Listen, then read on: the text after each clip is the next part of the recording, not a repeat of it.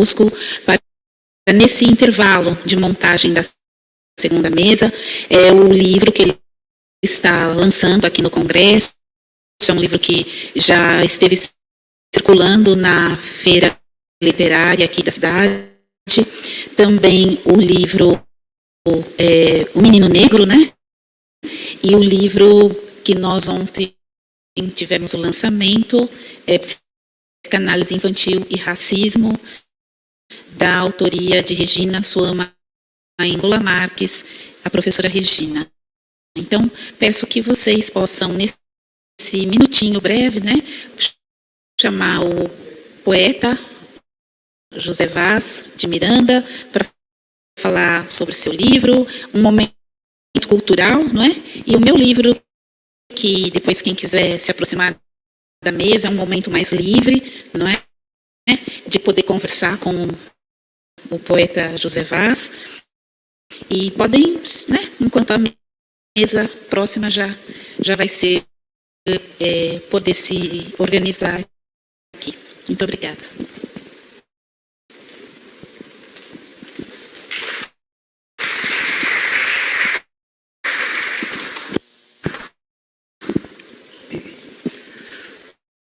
Bom dia a todos, todas e todos. Meu nome é José Carlos Vaz Souza Miranda, né? Mais nome do que gente, como você vê. Eu estou muito feliz, muito emocionado também por esse momento. Eu também fui aluno aqui da UFRB, do curso de Psicologia, mas por uma condição de necessidade de sobrevivência, vamos dizer assim, eu tive que sair do curso, né? Foi até colocado aqui pela colega, né? Que muitos alunos, e essa é uma pauta que a gente já tinha, eu entrei em 2012, era uma pauta que a gente já colocava naquela época, e me parece que ainda ela continua, né, constante, essa questão de você ter aula de manhã, ter aula à tarde, às vezes em turnos opostos, né? Mas eu também sou policial militar há 27 anos, né? Eu me lembro que no primeiro dia da minha aula de psicologia tinha uma colega sentada do meu lado e ela disse assim: meu nome é fulano, né? Eu vim da cidade de Serrinha e eu tenho 17 anos. E ela começou a chorar. Eu estou com saudade de minha mãe, eu tenho 3 dias que eu estou aqui nessa cidade. E eu fiquei muito marcado com aquilo, né? Porque eu já estava aqui em Santo Antônio há algum tempo, né? E eu sei o que as colegas já colocaram aqui, né? Essa dimensão do emocional, do cuidado, da necessidade, que é muito constante. Então, eu sou policial militar, mas eu queria só dizer rapidamente desse livro, Menino Negro, e de como é que surgiu o Menino Negro na minha vida. Eu fui aluno também, acho que a professora falou aqui da UESB, né? Eu me senti contemplado porque eu fui aluno do curso de Letras em 95, lá na UESB. E eu queria só contextualizar que em 95, eu achava que todo escritor era um homem branco de meia idade. Por quê? Porque a gente só estudava os homens brancos de meia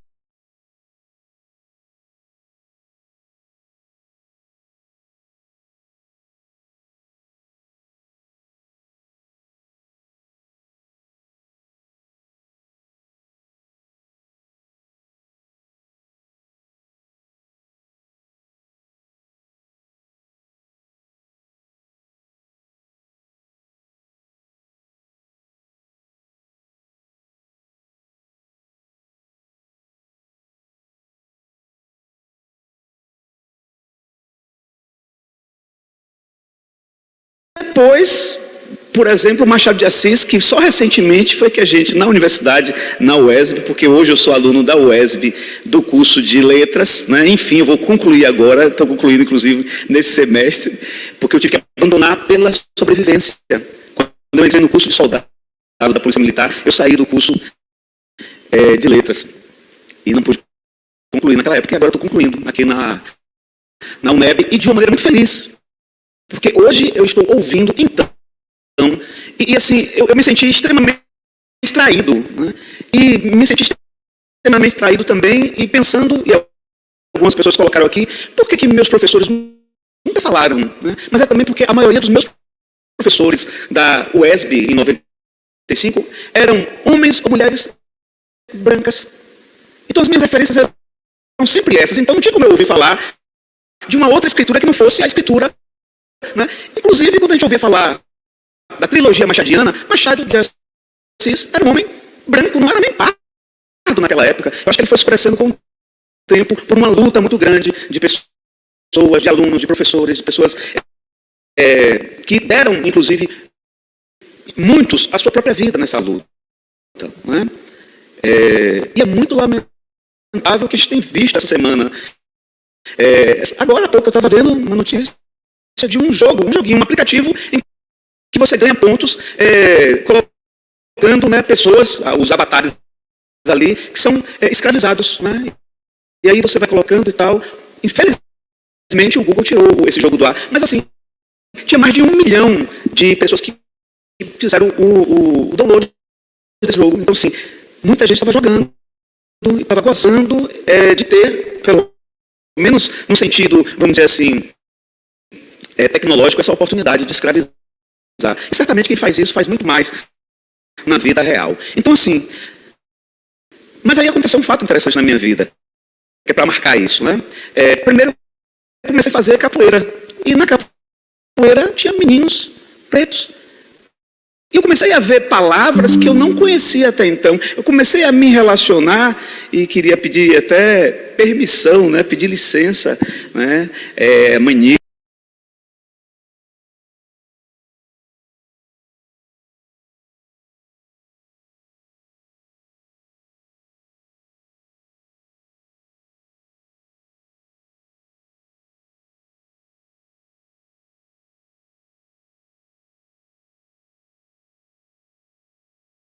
Primeiro porque eu não sabia o que significava o título do poema. O nome do poema era Agoilê, que em Yorubá significa licença para entrar em casa. Né? E depois tinha várias palavras que eu não conhecia. E eu ficava me perguntando, por que a gente não estuda isso na escola? Isso eu tinha 14, 15 anos. E depois eu me perguntei na faculdade. Né? E a gente continua não estudando. E ainda é muito pouco o que se estuda aqui na UNEB. É muito pouco que se estuda em relação à produção literária afro-brasileira. É muito pouco. Né? Tem um professor que é professor lá de geografia, né? E a gente sabe disso. A gente tem professores engajados, mas ainda é uma luta muito grande. E a Goilê diz assim, parecia para mim um chamamento. Poeta, pare um momento. Consulte os seus sentimentos. Faça ao poema um favor. É que a gente não entende. Apartheid, escravagismo, abolição. Consulte a voz da inspiração. Por que é perseguido um irmão de outra cor? Negro não é filho da senzala, veio das terras de Aiocá, livre cantando a Olorum, Oxóssi, Xangô, Yansan, Nanã, Oxum e Oxalá. Nossos avós foram negros, trouxeram consigo encantos mil, com a sua fé sobreviveram, com a sua força construíram tudo o que há no Brasil. Capoeira, samba, cungado, você também não dançou? Olha a sua cara no espelho, traços que um preconceito não muda, descendência forte e desnuda. Você é negro, Senhor. Veio o encanto em correntes, lá das praias de Luanda, onde Iemanjá ainda canta, sem dono, é um canto de dor. Um dia você vai escrever um poema sobre esta raça que é um emblema, pois a beleza negra que exportas e ostentas, e a noite que no frio te acalentas, também são de outra cor. A Goilê de Thelmo Miguel.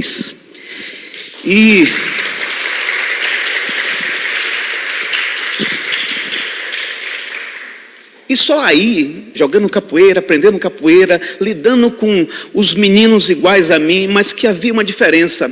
Havia diferença, por exemplo, aquela colega minha, preta, aquela menina, em um determinado momento ela não ia mais para a escola e eu perguntava para a mãe, por que fulana, cadê fulana? Não, uma pessoa passou aqui e disse que vai levar ela para Salvador, que lá ela vai trabalhar, que ela vai ter uma família. E aí, sei lá, de vez em quando eu reencontrava essas meninas.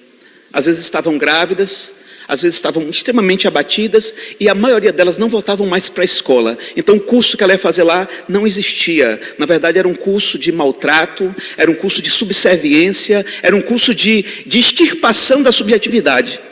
Era esse o grande curso. Né? E eu fui me tocando com isso. E desde aquela época eu me senti tocado de dar uma resposta a Agoilê.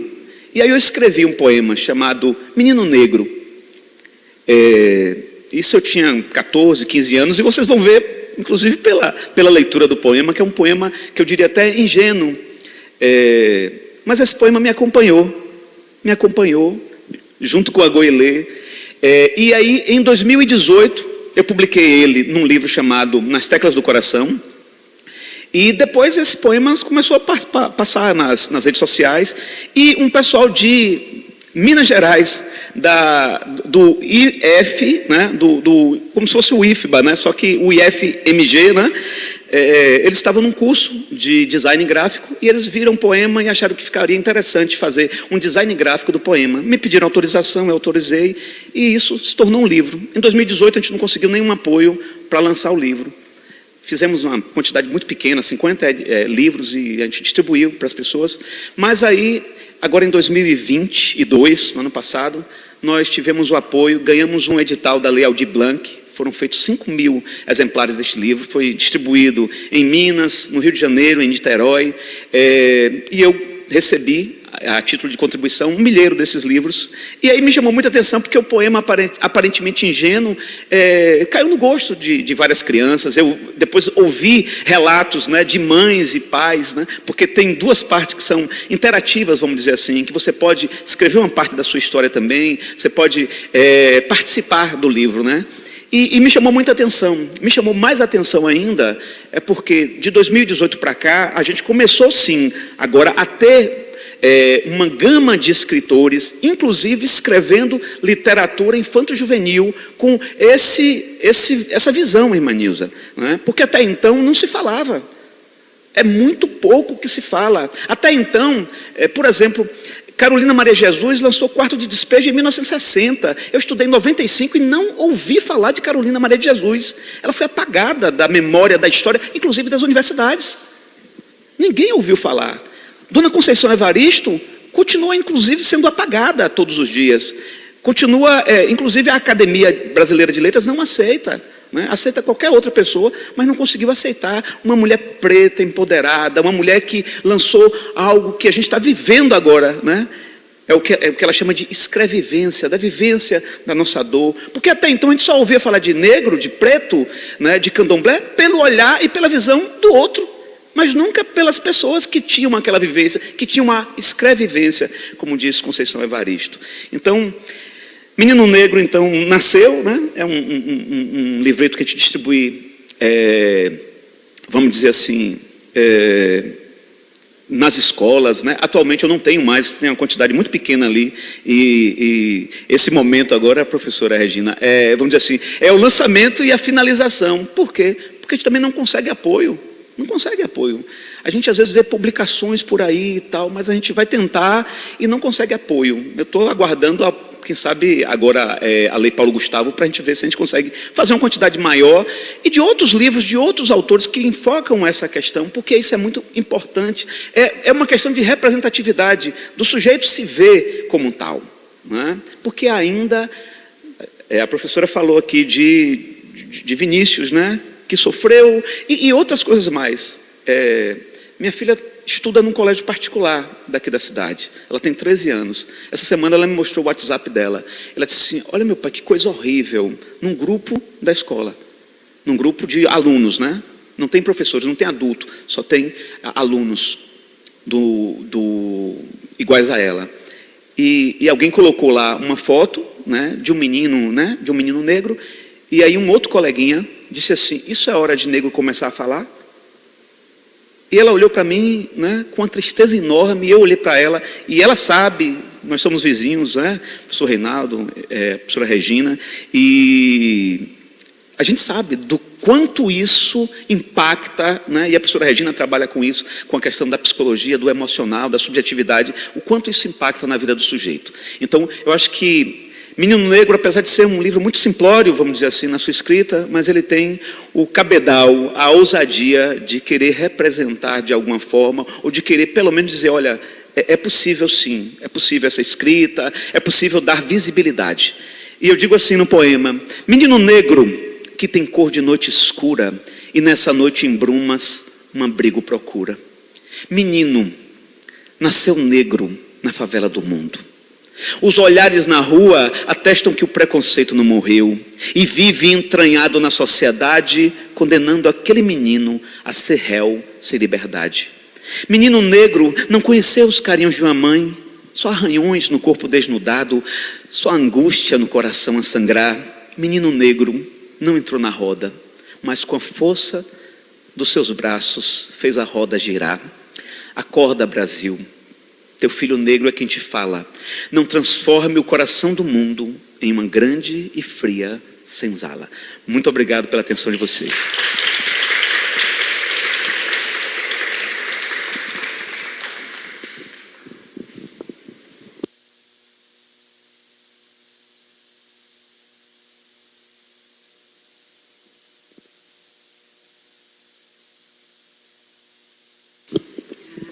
Muito obrigada, poeta Vaz de Miranda, e parabéns pelo livro, pelo poema, por tudo que nos apresentou. É pena que não temos mais tempo, mas agradecemos muito, e aqui está, né, o livro, quem quiser dar uma olhada, e vamos já dar sequência à nossa segunda mesa.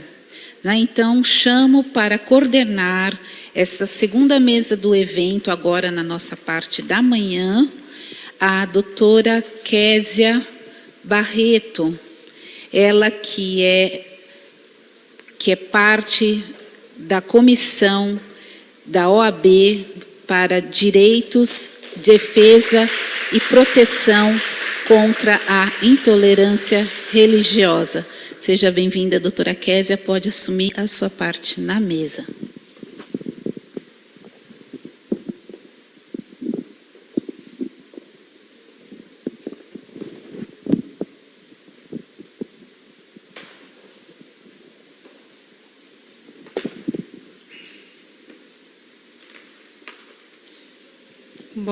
Bom dia a todos, a todes, né, a todas que estão aqui presentes hoje.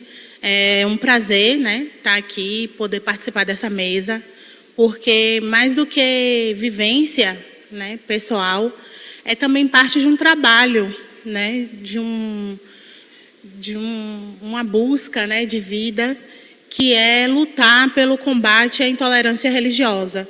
Então, essa mesa é muito significativa para mim, né, de estar aqui, poder participar desse debate junto com vocês e também aprender, né, porque a gente que está aqui também está no lugar de escuta, de aprendizado. Bom,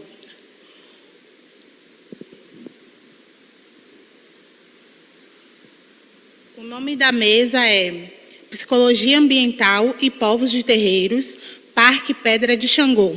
Eu gostaria de convidar para compor essa mesa a Ialorixá, mãe de Lá, e o pai Josias.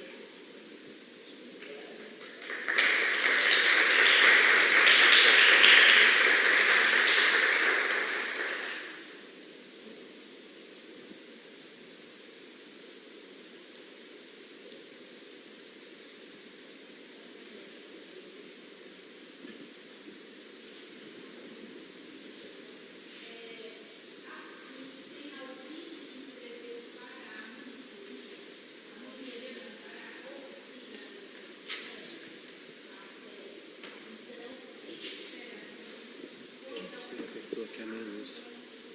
A mãe Nilza. E a mãe Nilza, né? Isso. E a mãe Nilza da Oxum.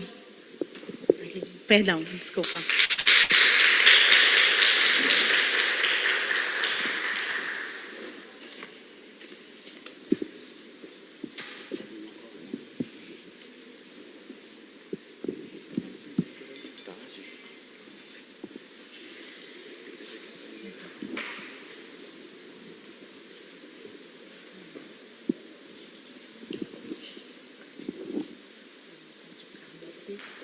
Sente aqui. Senta aqui no meio.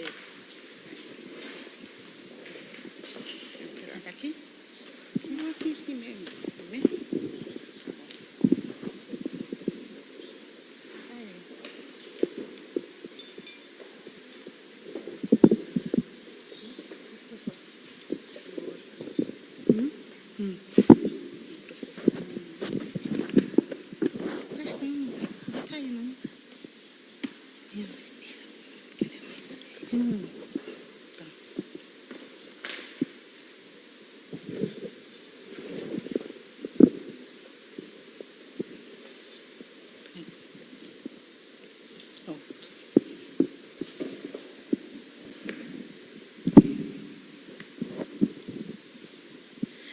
Pronto, agora todo mundo devidamente acomodado.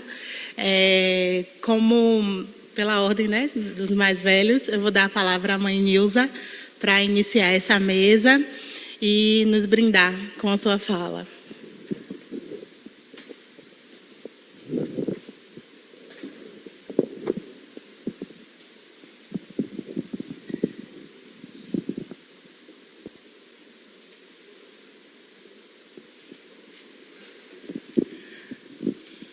Bom dia a todos e a todas e a todos. A bênção, a quem é de a bênção, os mais velhos, os mais novos, a bênção a todos, não é? Porque a bênção faz parte da nossa vida religiosa. É um prazer enorme nesse momento nós estarmos aqui. Eu saúdo a mesa na pessoa da professora Regina, Reinaldo e meus irmãos aqui de religião e a todos. Volto a dizer que é um prazer enorme estarmos aqui nesse momento na UFRB, que já faz parte assim da nossa vida sempre. Em momentos especiais, estarmos participantes, né? Isso nos alegra muito. E eu peço até desculpa por ter levantado logo assim, porque tem mania de falar só. Nos alegra muito. Mas a UFRB, para mim, tem uma grande importância,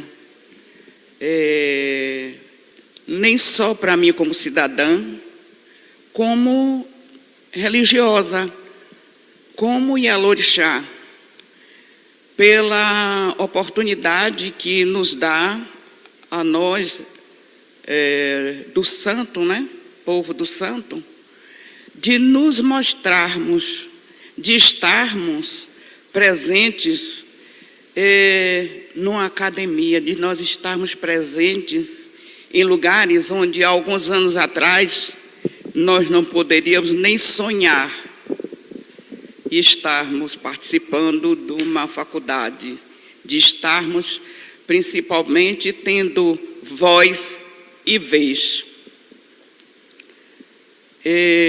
Ao ouvir a fala dessa mesa que esteve aqui antes, eu fiquei emocionada.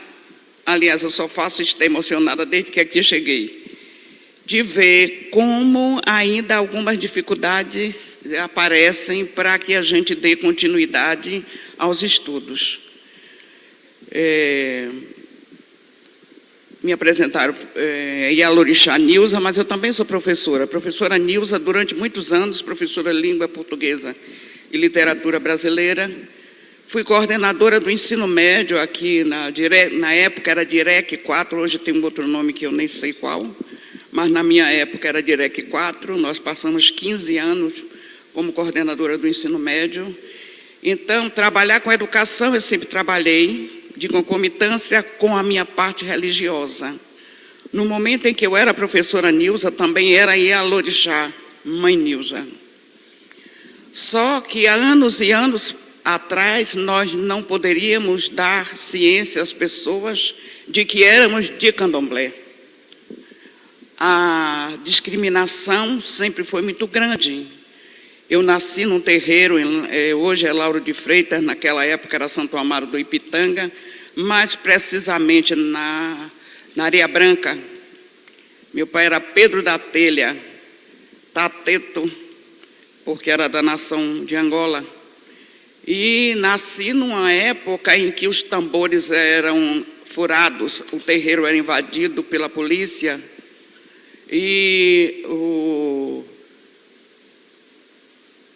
os filhos de santo eram empurrados, surrados.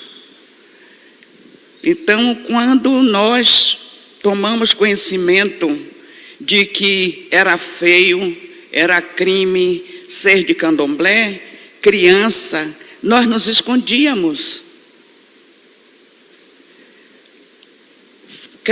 Fui crescendo em um meio muito pobre, mãe analfabeta, e quando alguém me via com a conta no pescoço, olhava com maus modos, me tratava mal, como se isso fosse um crime.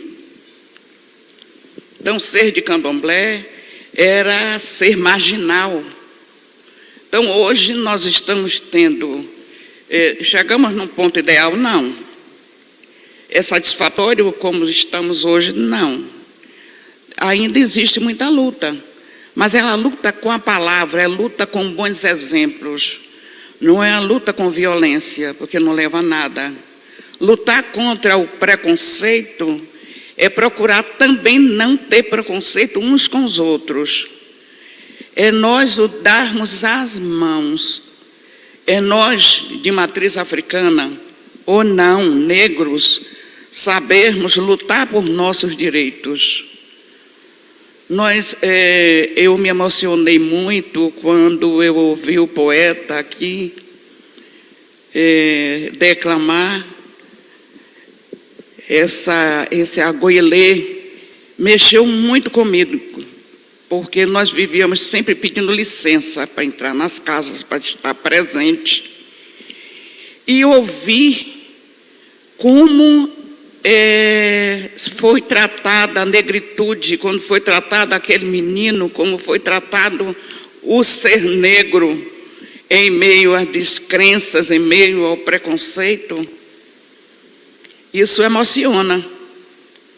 Como também Menino Negro, eu preciso ler Menino Negro. Então é preciso que essas pessoas que escrevem sejam levadas a sério. Quando a gente diz assim, eu não li Carolina de Menezes, como nosso poeta acabou de dizer. Veio ter conhecimento muitos anos depois, é porque não se dá valor a isso. Nós lemos nos nossos estudos escritores, poetas estrangeiros, brancos, mas nossos, não. Nosso povo que escreve, que faz esculturas lindas, que faz quadros lindos, geralmente não são levados a sério, não se dá valor. E aproveitando para dizer que na minha época de estudante do magistério em Salvador, no ICEA, eu tive uma professora, a professora Ieda Pessoa de Castro, que foi a professora branca, que ela dizia, eu sou negra, porque eu amo o negro, eu amo a religião de matriz africana, eu amo o trabalho que eu desenvolvo na periferia, enfim. E foi a pessoa que me fez, naquela época, em 1966, porque eu já tenho 81 anos, graça não, em 1976, não senti vergonha de estar nos lugares onde estavam só brancos e eu negra no meio. Então é preciso que a gente esteja sempre disposta a ouvir das pessoas aquilo que elas têm a nos dizer e que nos eleva. Porque escutar coisas ruins, escutar as pessoas falarem mal pelo preconceito, não nos leva a nada. Por que eu tenho que ouvir alguém dizer que negro não presta? E eu vou dar valor, eu vou escutar? Não. Eu vou procurar produzir coisas boas, ouvir quem fala e me deixa com o astral alto, porque é assim que se tem que encarar a vida. Nós temos que dizer, esse é meu lugar, por lei e por direito. Se meus antepassados estiveram numa senzala, eu bato palmas para eles. E eu, quando começo uma fala, eu sempre louvo nossos antepassados, que com sofrimento nos fez chegar a um momento desse, nos fez estar num lugar desse. E eu sinto muito orgulho de dizer que hoje, em nossa religião, apesar do preconceito, é levado a sério, sim. Nós estivemos na UFRB durante um semestre, como mestra do saber, levando conhecimentos da nossa religião de matriz africana. O encerramento foi no nosso terreiro, onde os alunos foram e viram que é um lugar lindo, o terreiro de Candomblé, que muita gente tem preconceito pelo desconhecimento. O nome já diz, preconceito. É um conceito errado daquilo que não se conhece, não sabe o que é. Então, nós temos sim, nós temos tido oportunidades muito boas, maravilhosas, porque enquanto eu tenho na lembrança policiais entrando no terreiro do meu pai, esvaziando o terreiro, furando os atabaques, hoje policiais fizeram um evento no nosso terreiro, muito bonito, onde todas as polícias estavam envolvidas e oferecendo proteção, cuidados com nossa religião. Então isso é importantíssimo.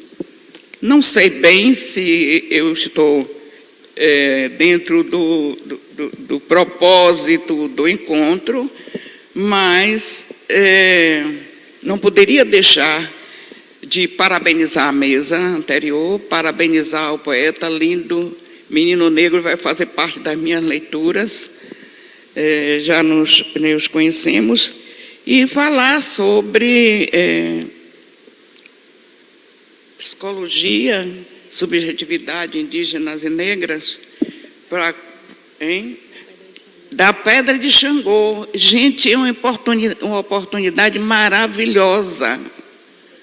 Nossa, me emocionou muito quando eu li isso aí, porque a Pedra de Xangô faz parte da minha vida, da minha vida religiosa. Porque a minha mãe de santo, a mãe Zil, Giovana Macedo Valença, Ojicarum Fobá, que eu cito aqui em memória, era Ialorixá do terreiro Tingongo Moende, de Cajazeira 11. Perto? Pois é. Pois é. Eu sou a sucessora de Mãe Zil. Nós, e algumas pessoas aqui presentes, como a professora Regina, o professor Reinaldo,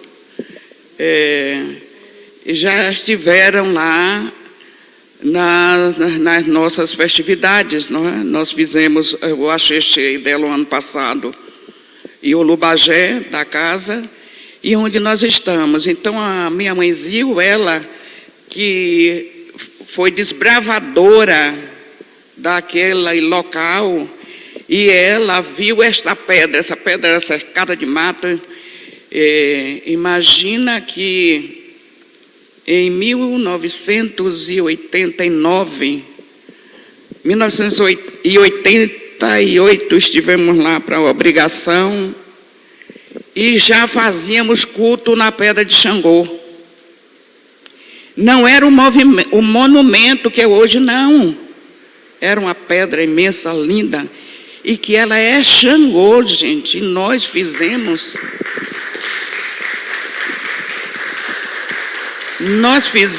oferendas por várias vezes, levávamos o nosso pessoal para que fizesse o culto a Xangô naquele lugar. Então hoje é um lugar lindo, maravilhoso. Naquela época não existia aquela estrada, era mata. E nós louvávamos Xangô naquele monumento, hoje conhecidíssimo. Mas nós estamos lá. Nem sempre nós vamos nas épocas festivas, caminhada. Não, nem sempre, porque o que nós fazemos é na reverência religiosa, na hora necessária. como fizemos durante anos e anos, antes até que existisse uma estrada que levava o pessoal até lá. Então, um prazer imenso para mim, foi um prêmio estar nesse momento aqui e ser tratado esse assunto. Então, louvemos a Xangô, louvemos o entendimento das pessoas e que ali é um lugar para se conservar, está a força dos nossos ancestrais, está a nossa força, a força da nossa religião. Então eu vou, pelo tempo, né, a gente não pode se alongar e também a gente precisa mais do que falar, ouvir. Obrigada.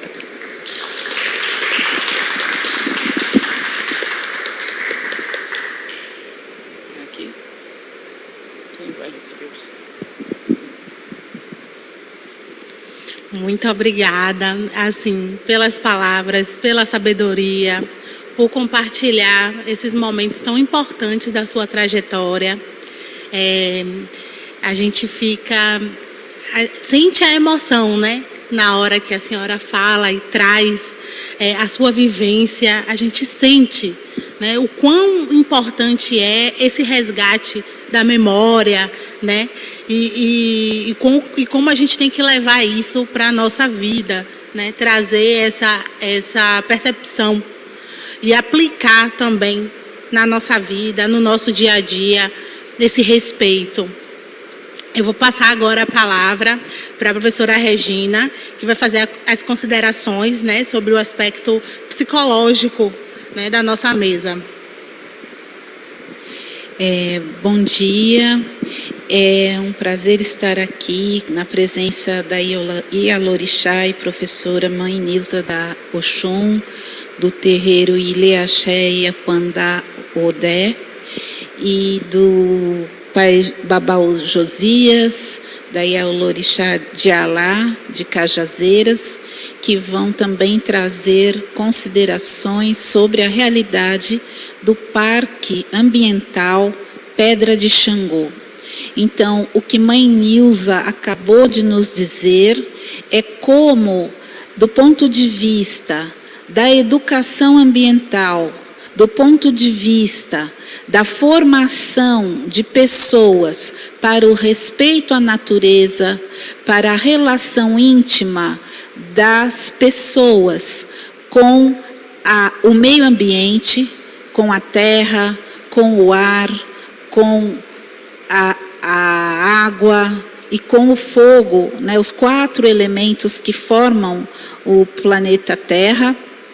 Então, o quanto que o conhecimento ancestral africano, ele já tem toda uma formação afetiva, emocional, do respeito a esse meio ambiente.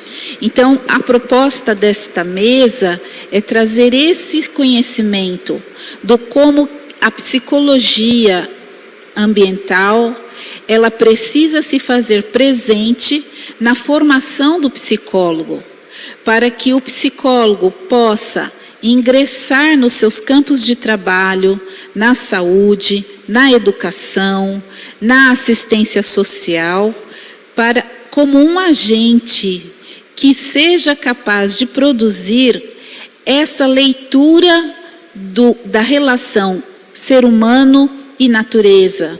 E para isso que o psicólogo, na sua formação, e é por isso que nós estamos no auditório da UFRB, que ele possa agregar os conhecimentos da população afro-brasileira, que é a guardiã e que mantém esses conhecimentos da relação ser humano-natureza, ser humano-meio ambiente.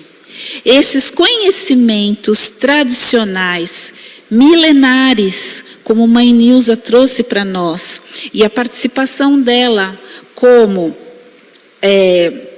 uma sacerdotisa que conheceu a Pedra de Xangô, que descobriu dentro da mata a pedra de reverência e preservou esse caminho, é algo emblemático, porque Mãe Nilza está no nosso território do Recôncavo. Mãe Nilza fez esse percurso de trazer a herança ancestral de quando ela... Iaô, não é Mãe Nilza? Sim, mas a senhora participava como Iaô, não era isso? Não. Então, Mãe Nilza vai trazer a história, porque o momento é esse, registrar a história de como a pedra de Xangô, justiça, não é? Como a pedra de Xangô, que significa justiça, ela é uma pedra, ela é uma rocha, ela se firma, mas a justiça, ela também é itinerante, ela também é movimento. Então, Mãe Nilza saiu de lá, na sua formação, não é? E está aqui conosco. Mãe Nilza da Oxum está aqui conosco, mas Mãe Nilza traz a memória e a ancestralidade de Mãe Zil. Então, essa transmissão transgeracional, que essa questão milenar que vai fazendo o seu percurso da diáspora. Quando as alunas da UFRB falam, porque nós temos uma série de dificuldades, sim, mas para ingressar no parque hoje deve ser muito acessível. Mãe Nilza e Mãe Zil sabem como era antes, não era um caminho acessível. Não é? Então, os caminhos se fazem. Então, na psicologia ambiental, nós precisamos, enquanto profissionais da psicologia, aprimorar esse campo do conhecimento, até porque é um campo que vem se desenvolvendo, principalmente num mundo globalizado, com a questão das guerras, com a questão dos territórios que precisam ser reconstruídos, que precisam ser reorganizados, né, diante das situações de caos, as enchentes que nós temos observado, as tragédias que assolaram aqui o território da Bahia. Hoje mesmo uma amiga minha, Jussiara, psicóloga, Macota, Sango Luísa, ela não pôde vir para cá porque Feira de Santana suspendeu todas as atividades nas escolas em função da chuva. Então a Bahia, que é um território que nunca sofreu muito, né, com essas questões de enchentes, hoje, com essas alterações climáticas, vem sofrendo, e os agravos serão muitos. Então, o psicólogo, dentro dessa relação com o meio ambiente, ele precisa se referenciar a essas epistemologias negras, a esses conhecimentos que estão enraizados nas culturas afro-brasileiras. Nós estamos aqui na presença de sacerdotes da religiosidade negra, não porque queremos trazer essa religiosidade como uma imposição dentro da nossa universidade, mas estamos aqui como psicólogos, como professores, como estudantes, que esta é a função da nossa casa, em trazer e fazer reverência ao conhecimento. Aquilo que é conhecimento, nós na universidade precisamos aprender. E precisamos aprender não como pessoas que exploram o conhecimento da grande sabedoria dos ancestrais, mas precisamos aprender com reverência, com humildade, trazendo para que eles possam falar não o grande e magnífico conhecimento que eles têm e que as pessoas muitas vezes querem se apropriar, mas para nos dizer o que é fundamental, como nós podemos contribuir para esse desenvolvimento e fortalecimento dessas ações que eles realizam como guardiãos do meio ambiente através dessa guarda da pedra do descobrimento e da guarda da pedra de Xangô.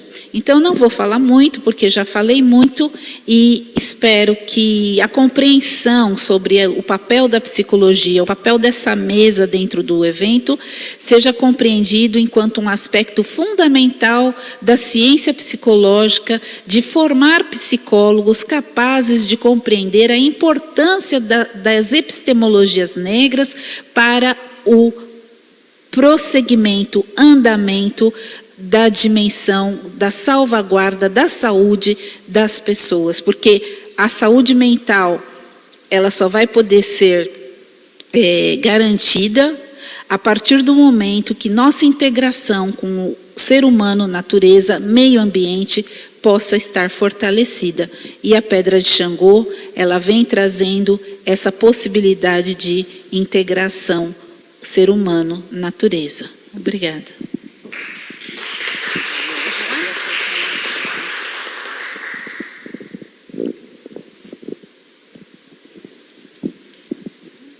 Eu só gostaria de fazer uma ressalva, que quando Regina falou que Manilza tinha descoberto, Manilza não descobriu a Pedra de Xangô. Minha mãe Zil, há anos e anos e anos, quando ela comprou o terreno, que era mata, ele comprou a mata, como eu comprei do meu terreno, do Ilhécheia Pandodé, mata. Quando desbravou, e naquela época era Boca da Mata, nem dizer a Cajazeira 10, 1, 2, 3, 10, não, Boca da Mata. Comprou o terreno e desmatou e foi fazer o seu terreiro, e nas caminhadas que não passava ônibus nem transporte, deixava longe quando se atravessava na trilha, no meio do mato. E aí Dona Zil, Dona Giovana Macedo Valença, Ojica Rumfobá, foi quem foi e viu essa pedra linda, e depois cada pessoa foi reverenciando e se transformou no que é hoje esse monumento. Em 1989, já numa das minhas obrigações, já nós fomos arriar oferendas na Pedra de Xangô, levando o pessoal também do terreiro.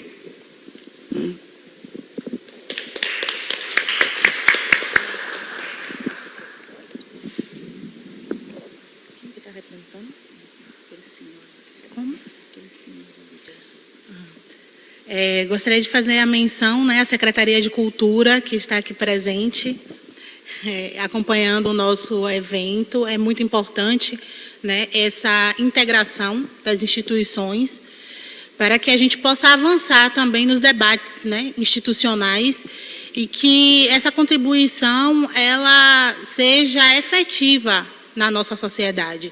Então, a discussão ela é fomentada aqui na academia, através das palestras, dos professores, dos estudantes, e ela também chega até as instituições para a efetivação de políticas públicas, de atividades que sejam voltadas para a proteção dos direitos, sobretudo quando nós falamos aqui, e uma fala tão importante sobre racismo religioso, porque quando Manilza ela traz, no início da fala dela, ponderando como era antes, que tinha que se esconder, que a religiosidade tinha que ser escondida, porque para acessar os espaços de trabalho, espaços da sociedade de uma forma geral, a gente não poderia trazer essa religiosidade à tona. E isso é uma coisa muito similar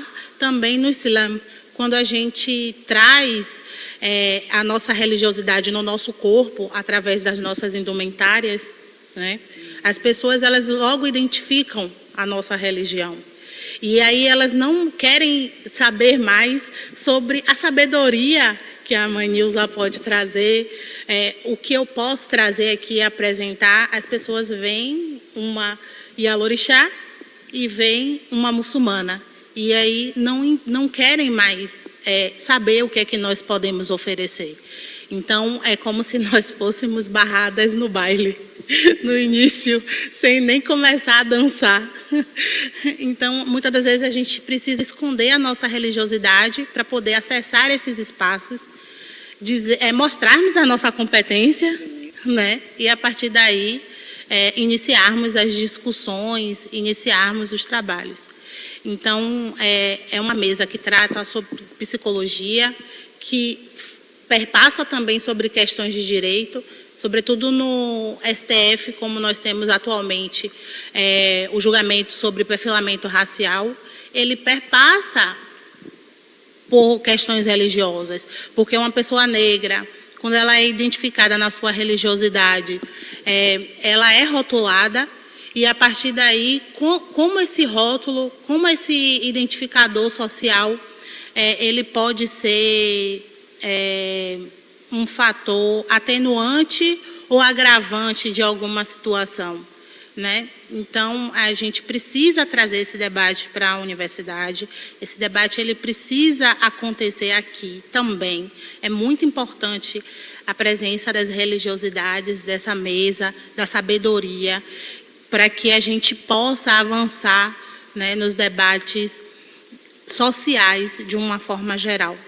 Não vou me prolongar, vou passar a palavra para a mãe de lá, para que ela possa trazer a sua sabedoria também para a nossa mesa.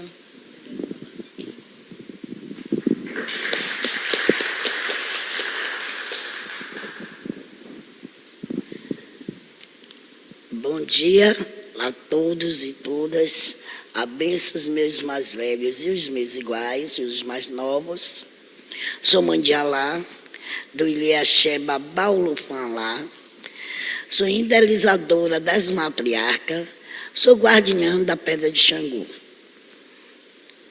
Em 2005, Mãe Zil juntou com povos de terreiros, porque este grande altar ia ser demolido, através de quem? Do governo do estado, para demolir, para fazer a estrada. 2005, juntamos o povo todo, demos a mão e arrodeamos a pedra para não ser demolida. Mãe Zil do Ticongonoende, ela é a idealizadora do Parque Pedra de Xangô.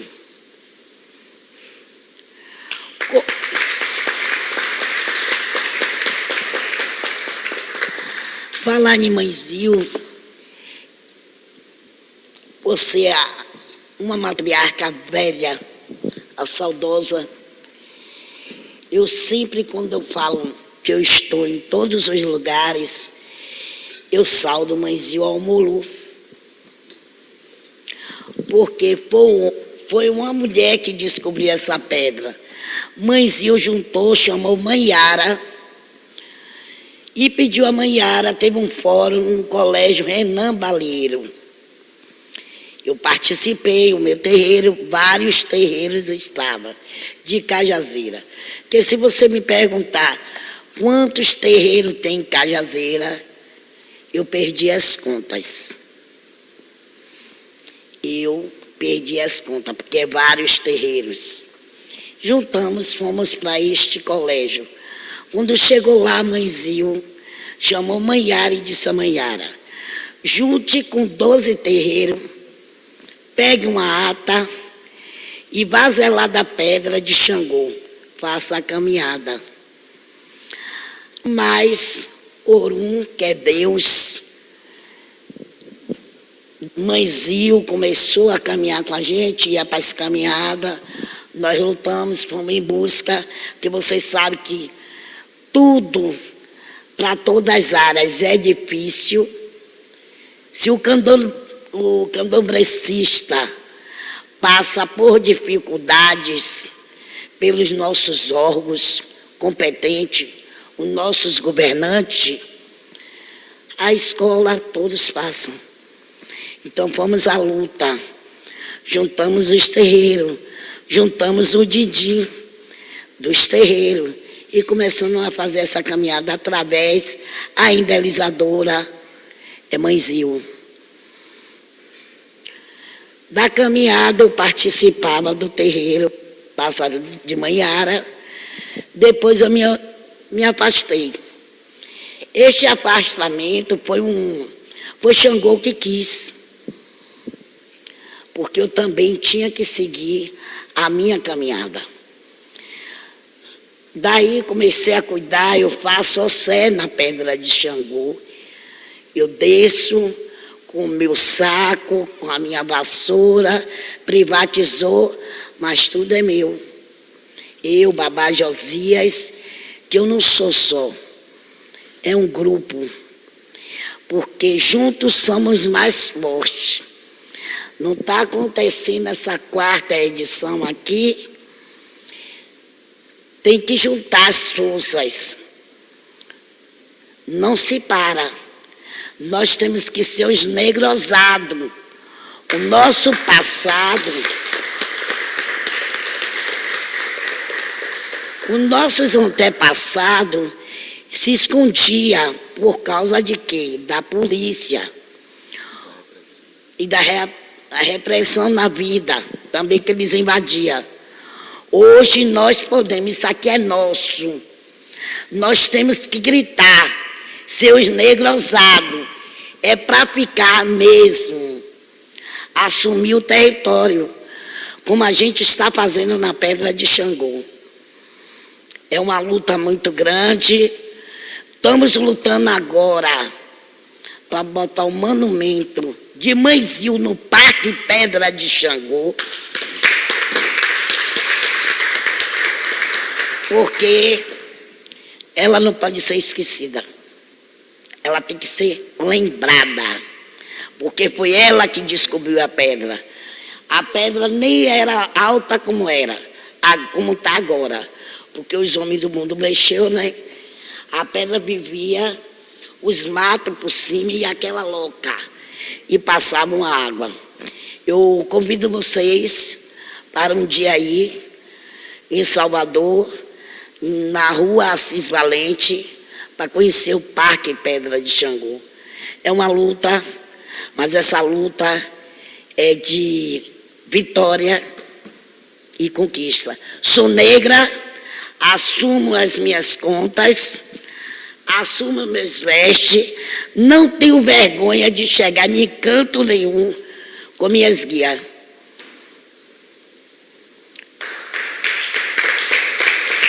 Obrigada.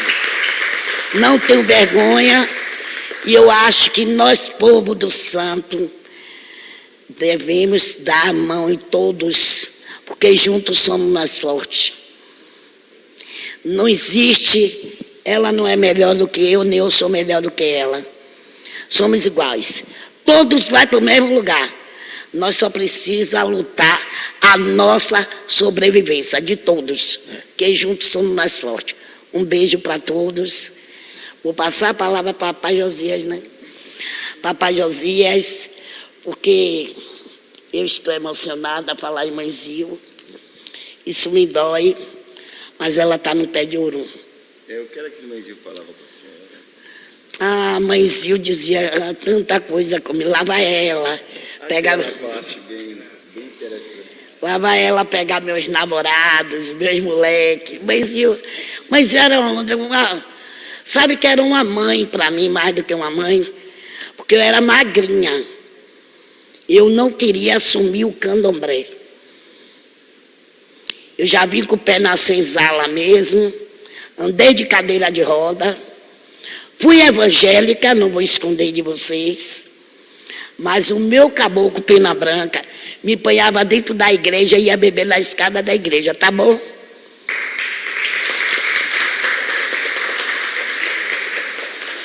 E o meu pai, por ser ogã, que eu não sabia, antigamente, filho não sabia da vida de pai, nem de mãe. Era o que eles queriam. Eu não sabia que meu pai era confirmado em um terreiro de candomblé. E ele, por ser homofóbico, porque meu pai era homofóbico, Meu pai não queria que um entendido se aproximasse dele, piorou uma mulher. Meu pai era homofóbico. Então ele tinha medos. Somos 3 irmãs. A minha irmã mais velha está no pé de Orum. Da minha família só existe eu e minha irmã. A do meio. Minha mãe teve que fazer santa do Oxum. Era do Oxum. Hoje eu zelo do santo dela. E Apondá.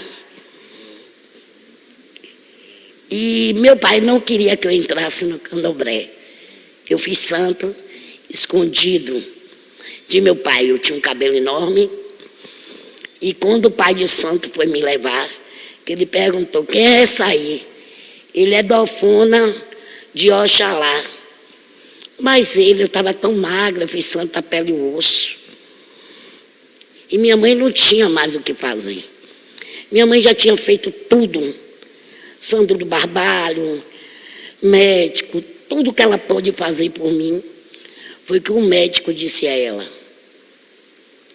leve sua filha para uma casa de candomblé, que o que sua filha tem é espiritual. E minha mãe me pegou escondido, para todo efeito eu estava em Valença. Aí meu pai achando que eu estava, meu irmão, que é da parte de minha mãe, por fora da família. Ele é da família também, mas não era filho de meu pai. E ele achando que eu estava lá. Quando raspou meu cabelo todo, quando o pai de santo foi me levar, que me entregou, ele disse, vou pegar o facão. O santo me apanhou, ele não foi homem de fazer nada. E Deus levou ele está no pé de Orum, e me pedindo que eu não abandonasse a minha religião. E o grande altar de Xangô, sua bênção, meu pai, em falar em Xangô, tomar bênção, porque Xangô foi um homem, tudo na minha vida, tudo. Então, eu convido vocês para participar, para conhecer o primeiro parque do Brasil, do mundo, com o nome de Orixá. É Parque Pedra de Xangô. Se sintam convidados. Lá é nosso. Tá bom?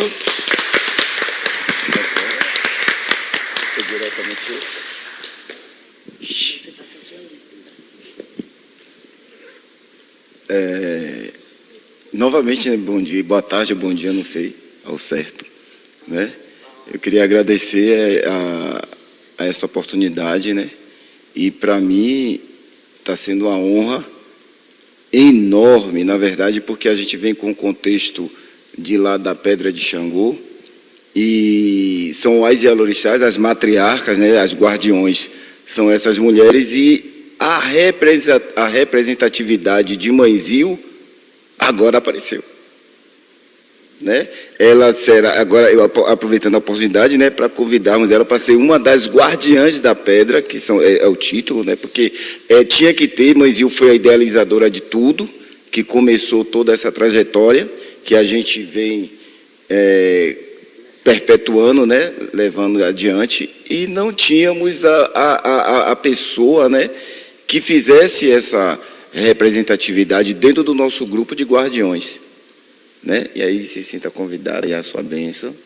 É necessário que haja mesmo, a oportunidade é muito boa. E aí lá na Assis Valente eu vou dar só continuidade a questão de Mandialá, né? Porque eu também fui pego um pouco de surpresa nessa situação. Eu vim para fazer companhia e a professora já me colocou na mesa. Eu disse, eu não me preparei.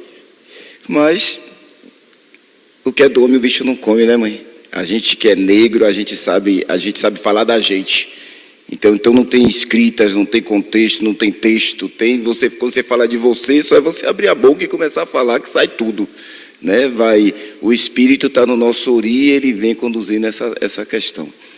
Mas deixa eu vir com o começo de diáspora, né, no sentido religioso, quando desde a África, né, que não foi só o Brasil que recebeu negros, né? Quando os Estados Unidos recebeu negros lá, esses negros eles não fizeram o que os negros brasileiros fizeram. né? Eles baniram realmente a sua religião e foram para serem pentecostais, né? Principalmente da Batista. Aí eles têm o evangelho lá, mas no Brasil já foi diferente. No Brasil a gente perpetuou a religião de matriz africana, no caso o candomblé. Existe a diversidade, mas a gente teve mais resistência, né? Aí veio o processo do catequizar, né, os índios. Aí os índios também teve algumas resistências, mas uma boa parte indígena são evangélicos também e católicos. Muita gente do candomblé diz que é católico, mesmo sendo do candomblé, não assume, né, Mandialá? Não assume sua religião candomblecista e diz: eu sou católico, está dentro dos terreiros. Mas é como diz Mandialá e Iaiá, né? Eu sou candomblecista, não tenho vergonha nenhuma, mesmo porque existe um processo de racismo, professora, em relação às nossas vestes. E o racista e o preconceituoso, eles são tão loucos que não entendem, ele não procura nem saber o porquê. Porque quando a gente está usando essas vestes que tem um estilo africano, a gente não está falando da religião. É cultural lá essa vestimenta. Então, o pastor em África, o evangélico em África, ele usa essas vestes mesmo, esses abadás que nós usamos aqui. E aí eles estão a identificar e vir de uma forma por causa da vestimenta. O pastor lá está dizendo, então ele já cria, por causa do nosso traje, né, mãe? Uma diferença. E aí vem quando a baiana do acarajé está vestida, né, com os adereços e aquela saia rodada com anáguas, cultura europeia. As negras africanas achavam lindo aquelas vestes das senhoras, e aí colocou nos orixás, na sua religiosidade, essas saias rodadas, essa coisa, essas indumentárias, as joias, cultura europeia. E aí, quando a pessoa vem dizendo, isso aí é coisa do demônio, voltado à situação evangélica, não existe demônio no candomblé. No candomblé existem orixás. Os demônios estão na teologia candomblecista. Não está na teologia negra.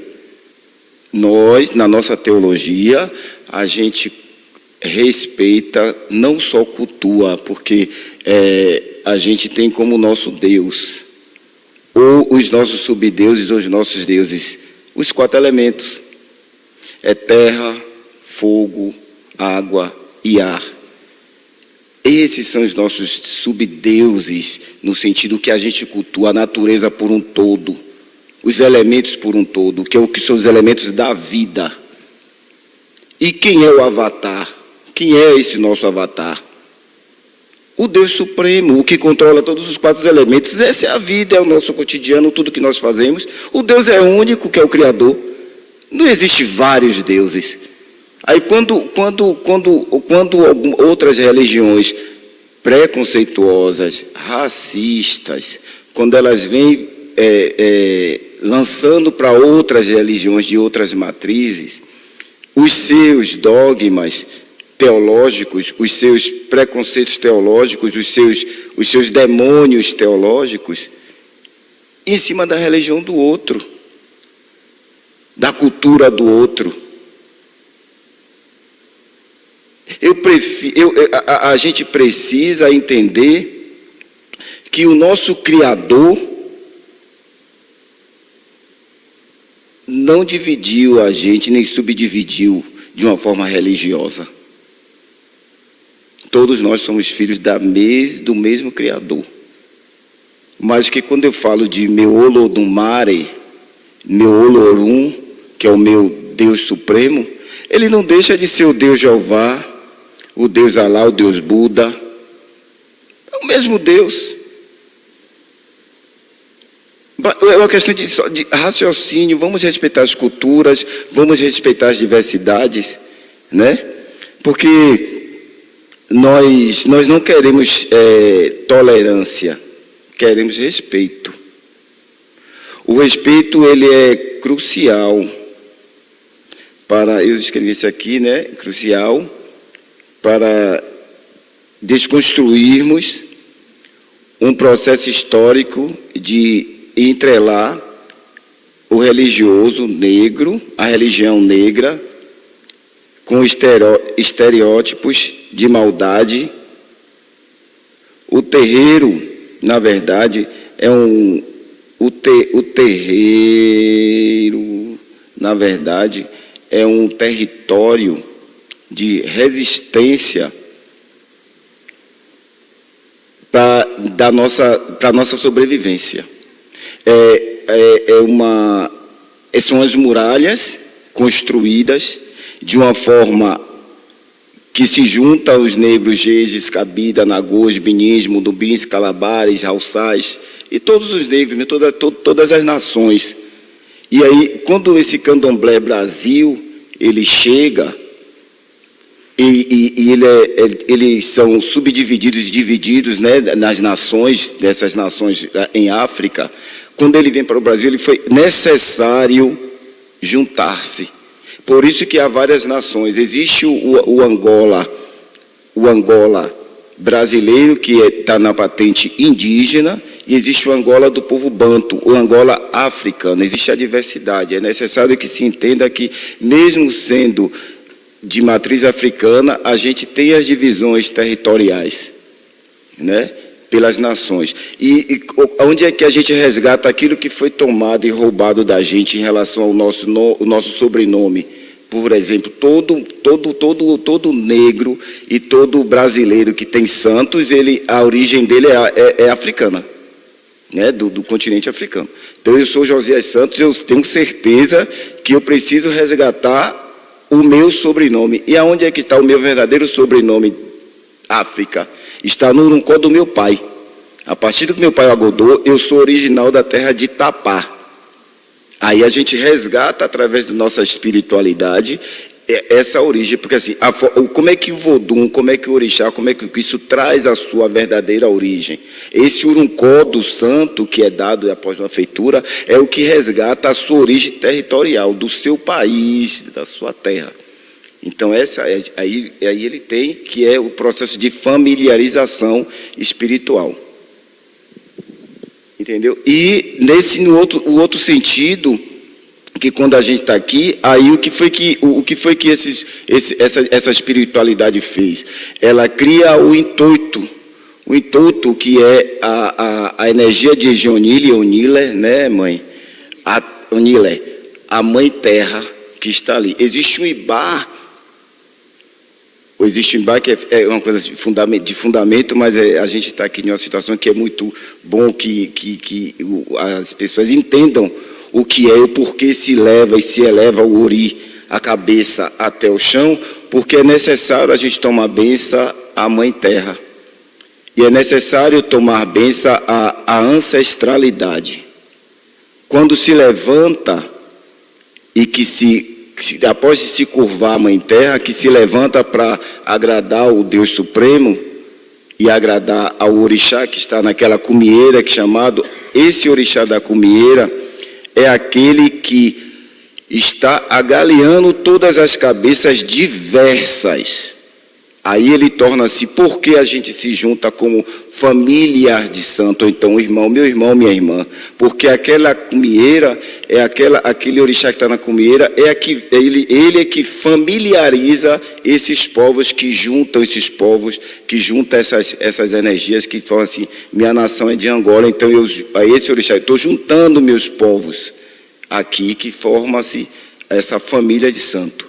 E aí, quando vai para a nação do Jeje, aquele orixá, porque assim, eu sou filho do Vodum Agodô, né? E ela é filha do Oxalá. Aí existe a patente em África, que assim, os povos os povos Jeje, os povos de Jexá e os povos de nação Banto. Como é que se junta para se formar uma família?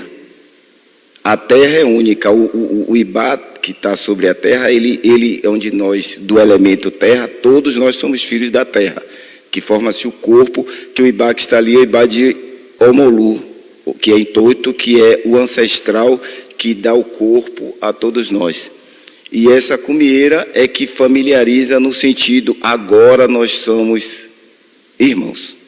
Porque a cumieira é que diz que todas essas cabeças passaram a ser irmãos por um processo de iniciação, de tudo, porque cada qual tem o seu vodum originado da sua terra. Mas quando se junta em uma aldeia ou em um terreiro e território, um candomblé, qual é o orixá que familiariza? Não é o Obá Xangô que familiariza, é a cumieira que familiariza a todos, que é o que vai e que o Ibá que está acima de todas as cabeças. Então essa é a cumieira. Mas voltando para a pedra de Xangô, né, ela foi tombada pelo município, né, foi tombada pelo município com muita luta dessas Yalorixás, né, e houve aquela questão que o Mandialá falou, que queriam fazer implodir, né, a pedra para a rua, papá, teve essa demanda toda, mas eu vou falar no sentido estrutural do parque Pedra de Xangô. Ficou-se decidido no projeto, né, Mandialá? O projeto ele foi por um todo, eram 12 terreiros inseridos, inclusive de Mãezio, 12 terreiros que iria assumir o processo no sentido espiritual da coisa, aquela como se fosse uma, que a gente chama de, não é o administrador geral, mas sim uma comissão, tem outro nome que eu esqueci agora, entendeu? Do lado religioso da coisa. Aí tinha os boxes também, que era para a questão de agaliar fundos, verba para os povos de santo, dali, e o conselho, como se fosse uma espécie de conselho espiritual ali dentro do parque. Só que aí é quando a gente fala de racismo institucional. Aí o que acontece? Nada. Não acontece nada. Aquilo não é feito, não se faz não se forma o conselho. Não, é justo. Aí, o nosso sistema governamental. A Mãezio não se fez o memorial a Mãezio, que era para... A gente está correndo atrás disso. Aí, o memorial a Mãezio não foi feito, a cantina não tem, só tem a pia, não sei nem se tem torneira caindo água. Um parque que está com 1 ano de inaugurado, foi entregue... Que perfeito, mãe. O auditório não existe cadeiras, não tem ar-condicionado, por isso que é racismo institucional. E hoje não tem...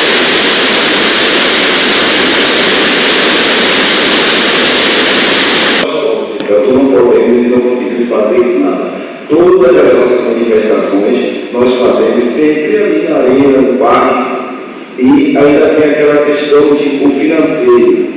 A gente gasta do nosso bolso para manter os amalais, para manter a caminhada da pedra, o Noroci da pedra, o xirê da pedra, a fogueira da pedra, entendeu? O ouro da pedra. Então, tem várias manifestações culturais religiosas que nós fazemos com custos próprios, para permanecer e para dar. Mas ao mesmo tempo, quando chega nessas horas, fala tudo muito bonitinho, a estrutura assim, a estrutura aquilo, e a gente está cansado de ter que estar... Cara, por isso que eu estou falando dessa forma. Há um racismo institucional no Parque Pedra de Xangô? Sim. Porque se fosse outro parque e academia, quanto tempo tem de inaugurado esse auditório?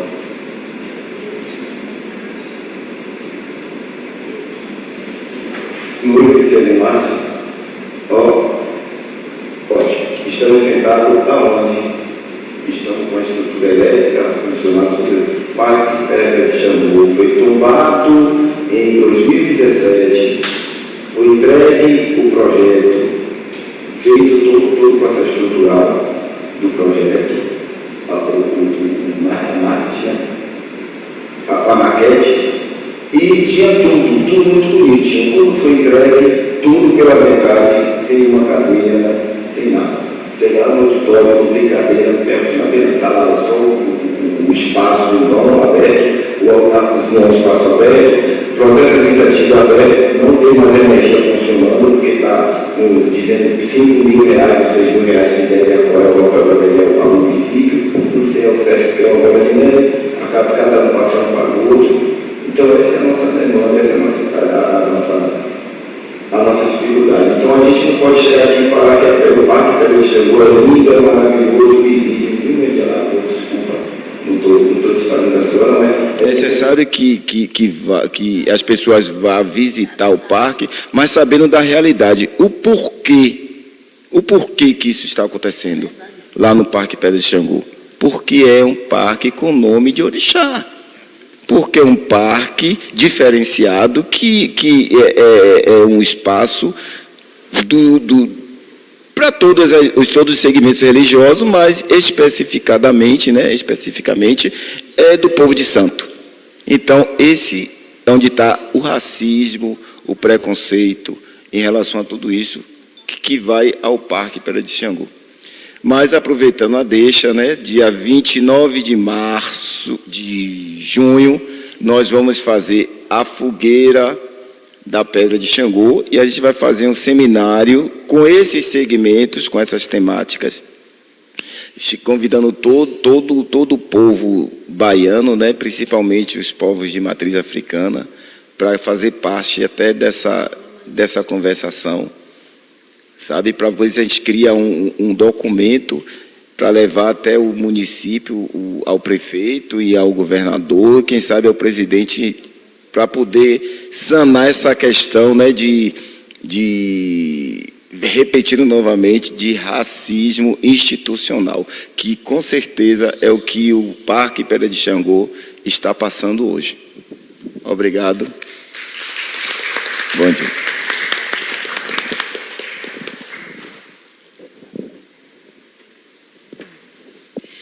Bom, temos várias partes assim para pontuar, né? E eu estou lembrando assim, mas eu quero trazer, né, a importância da fala de Pai Josias quando ele falou sobre a questão do sobrenome.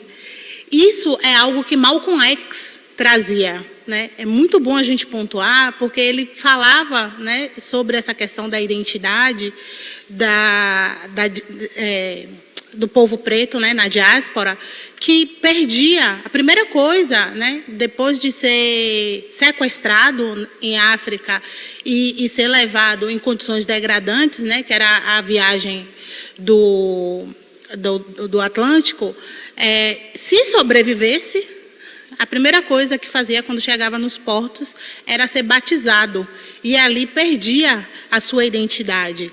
E nos Estados Unidos ainda existe um movimento de resgate identitário, porque eles mantêm esses registros, né, da época da escravização, mas aqui no Brasil, e é um ponto também, trazendo dessa fala que a gente tem que rememorar, por causa da abolição, né, da escravidão no 13 de maio, que todo mundo leva como se fosse algo benéfico, né, da princesa Isabel, a gente precisa relembrar que isso aconteceu por causa da luta do povo preto, da luta de pessoas como as que vocês estão vendo aqui, né, que lutaram, que resistiram e que continuaram através do seu legado, né, essa luta, que é o que a gente vê aqui também, né, de mãe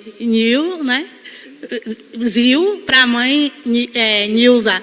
Então, é esse legado que ele vai dando continuidade, e assim também será, a partir de mãe Nilza para a próxima Ialorixá que vai assumir, e assim por diante, para que essa memória ela não se perca, para que esse legado ele continue. E é um caminho, eu chego a me arrepiar toda, é um caminho que mãe Zil abriu, e que está sendo percorrido hoje com muita dificuldade, que é o que o pai Josias trouxe, né? Por causa do racismo institucional. E quando a gente fala sobre racismo institucional, é importante a gente trazer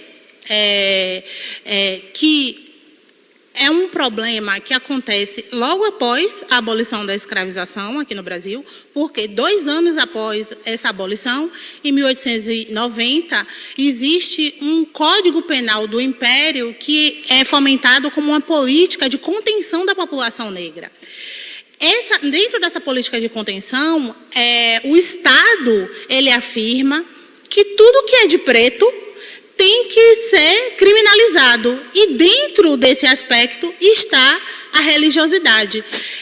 Apenas em 1940 que a gente começa a ter uma legislação que abarca, né, a religiosidade como um fator que deve ser respeitado. Em 1940, a abolição aconteceu em 1888. Veja quanto tempo de controle de corpos pretos. Agora, se eu perguntar aqui à mãe, Nilza, até que época era que invadiam os terreiros e faziam isso? Tenho certeza que a gente vai encontrar até hoje. Entendeu? Então, não existe uma proteção do Estado para esses espaços. Por quê? Por causa do racismo institucional. E tudo isso a gente acompanha através das falas que a gente teve aqui. Então, é muito importante a gente trazer essa discussão para a universidade, falar sobre isso, porque a gente encontra hoje, no ano de 2023, uma legislação que foi feita em 11 de janeiro desse ano, falando sobre a injúria racial. Dentro dessa legislação, ela não abarca a religiosidade. Ela retira, né, da Lei 7.716, de 89, que fala sobre os crimes de racismo. A religiosidade ela é excluída justamente pelo fato, justamente para não contemplar o racismo religioso, que é um tema que tem sido discutido fortemente na academia. Então, a gente precisa trazer essas falas são importantes para que a gente possa pensar os diversos aspectos, os mais amplos, que a gente possa mensurar e, a partir daí, devolver como resposta, como provocação, como inquietação, para que a gente consiga movimentar, né? Movimentar o Estado, movimentar a sociedade e, a partir daí, conseguir, né, o que é necessário para o Parque Pedra de Xangô, através da denúncia que a gente teve aqui hoje, né, sobre esse descaso que está acontecendo no parque. É importante que a gente poste nas redes sociais, que a gente leve esse debate adiante, porque assim como um legado, né, a gente às vezes acha que eu não posso fazer nada. Pode sim, pode levar para um outro local de discussão, pode trazer dentro de um debate, numa sala de aula, e aí a partir desse boca a boca mesmo, a gente também consegue movimentar as estruturas estatais. Sobretudo quando a gente pensa que ano que vem é ano de eleições municipais. Então, é importante a gente levantar para hoje, né, esse debate e lembrar que o parque fica em Salvador, né? Então, é um descaso, uma falta de preservação proveniente da prefeitura do município de Salvador. Então, esses, né, são os pontos importantes assim, que eu me recordo, muitos mais. Eu sei que todo mundo sentiu inquietação em diversas falas. E é isso. A professora Regina quer complementar alguma coisa?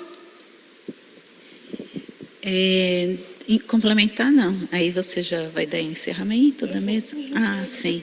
Não, eu quero só agradecer a presença, o deslocamento de mãe de lá até aqui, que veio muito receptiva, não é? e pai babá Josias, de mãe Nilza da Oxum, da doutora Késia, que veio de Jequié, então, Cajazeiras, daqui de Santo Antônio, mas o terreiro fica na Baixa do Morro, e doutora Késia que está, né, em Salvador, mas também faz as atividades dela em Jequié, e veio de Jequié. Então, quero agradecer as pessoas que aqui ficaram conosco até esse momento e trazer uma conexão com a mesa anterior, porque a mesa anterior foi fala de estudantes, iniciantes nas suas necessidades de vida, não é? E nessa fala dos estudantes, nós vimos muitas coisas importantes, mas é preciso fazer uma reflexão. Até que ponto nós estamos sentados nesse auditório da nossa universidade, o UFRB. O auditório está aqui, como o babá Josias trouxe, um auditório lindo, com luz, com água, com cadeiras, com filmagem. Então, a nossa universidade acolhe sim as falas de vocês, estudantes. Vocês estão sim sendo ouvidos. Agora vem a contrapartida. Será que os nossos estudantes estão também reverenciando aquilo que eles recebem? Por que pergunto isso? Porque estamos aqui numa mesa com pessoas, sacerdotes da mais altíssima linhagem do Brasil. Salvador é uma cidade turística. Rio de Janeiro, Salvador. Como vocês viram ontem, no lançamento do meu livro, Psicanálise Infantil e Racismo, ele foi construído também com os meus conhecimentos na cidade de Paris. Em Paris, nos metrôs parisienses, as pessoas passam, existem outdoors imensos com a baiana de acarajé. E quando você chega e fala, eu sou brasileira, as pessoas falam, Bahia, Bahia, Rio de Janeiro, Bahia. Então, a contrapartida dos estudantes da UFRB que falaram sobre a nossa reitoria. Onde estão vocês para reverenciar a memória do povo brasileiro ancestral, negro, baiano? Onde estão vocês?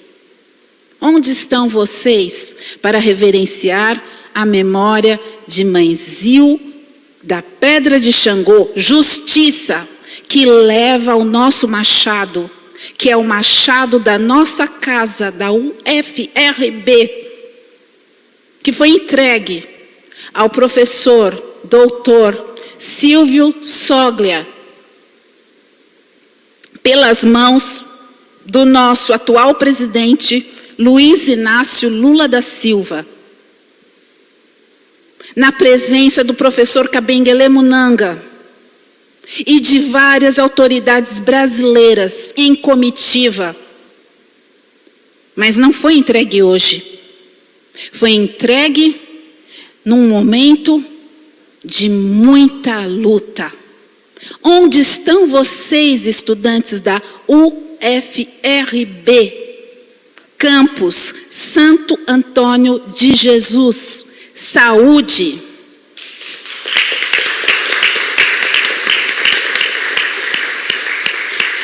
Saúdo a Pró-Reitoria de Extensão e Cultura, na presença do seu representante do nosso município, Santo Antônio de Jesus, a assistente social e psicóloga Silvia Brito, na presença de seu representante, que me desculpe, não memorizei seu nome, Carlos Conceição.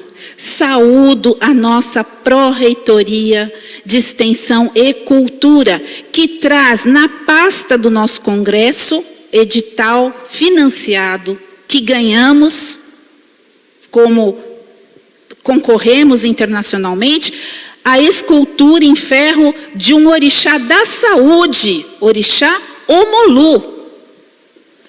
E o professor Sandro, vice-líder do NEPINS, muito bem representa esse orixá.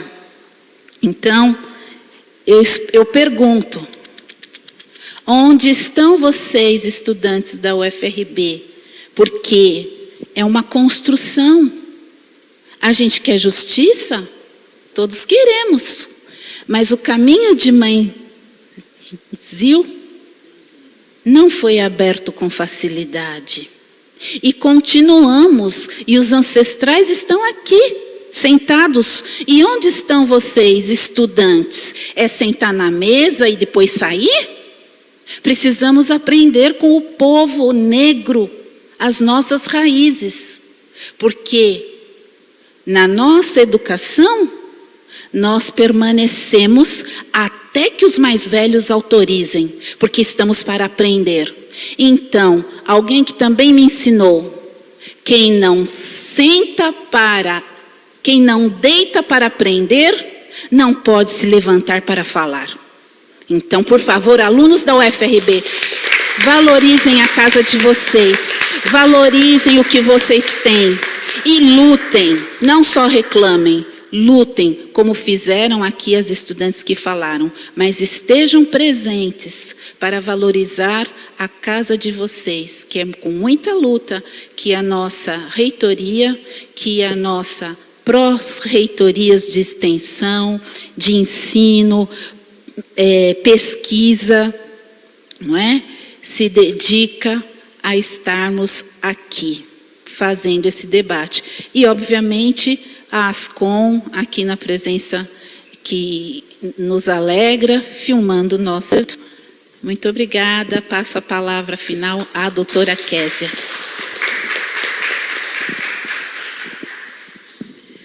Muito obrigada a todos que estiveram, presentes aqui conosco. Eu encerro essa mesa. Agradeço a todos a presença. Também agradeço, a todos em nome da mãe Nilza, que é a mais velha. Vou agradecer a todos. A mãe de Alá também, de Alá, o pai Josias, pela presença e pelas considerações importantíssimas para o nosso desenvolvimento, para o nosso aprendizado e, sobretudo, para pensarmos uma sociedade mais justa, igualitária e equânime, e que tenha a inclusão da religiosidade como um ponto também essencial, porque todos nós, independente do nosso credo, independente da nossa religiosidade, precisamos ter o aspecto religioso respeitado, seja ateu, seja evangélico, seja candomblessista, seja espírita, seja muçulmano, seja qualquer que seja o credo, tem que ser respeitado. A palavra, eu não gosto muito da palavra intolerância religiosa, porque intolerância, quando a gente olha no dicionário, parece que as pessoas têm que nos tolerar. E quando a gente olha o significado de tolerar, não é um significado que a gente busca. O que a gente busca é o respeito. Respeito à nossa diversidade, respeito às nossas crenças, respeito. Então, para que essa sociedade seja mais inclusiva, nós precisamos de equidade, E é isso que nós estamos fazendo aqui hoje. Você pode não ver representantes de todas as religiões presentes nessa mesa, mas por equidade, nós temos representantes das religiões de matriz africana, porque são o grupo religioso que mais sofre com a intolerância religiosa no Brasil. Então, por isso está aqui, por isso é necessária essa discussão, porque são os mais afetados. E isso eu trago com base nos números que nós temos coletado pelo Ministério de Direitos Humanos e que traz, inclusive esse ano, em denúncia à ONU, quando fala sobre as situações de racismo no Brasil. A religiosidade é um ponto, o racismo religioso é um ponto que está incluso também nesse problema social latente.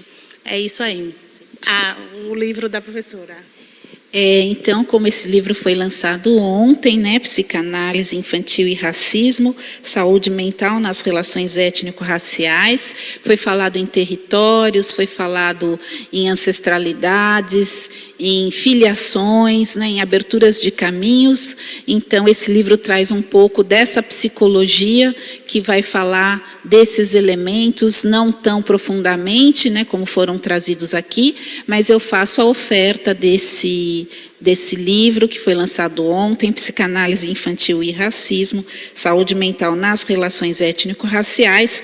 A capa do livro traz as minhas avós maternas e paternas, Anibalina Cândido Ramos, vovó Balina, Francisca de Souza, vovó Chiquinha, a minha irmã mais velha, Cláudia Marques de Souza Silva, e a minha mãe, Maria de Lourdes, mamãe Lourdinha, Maria de Lourdes Ramos de Souza, e eu estou aqui no ventre da minha mãe. E a contracapa, eu tenho aqui o meu pai, Antônio Marques de Souza, de quem eu recebo por herança a minha religiosidade do orixá Xangô. É um Xangô de herança do meu pai. Então, oferto a minha mãe Nilza da Oxum, ao babá Josias e a mãe Dialá. Então, Dialá.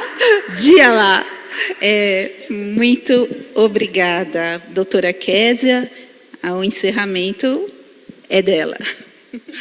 Obrigada a todos. E é isso aí. Bom almoço para todo mundo. Nos vemos mais tarde, né? No mesmo bate-horário e no mesmo bate-canal.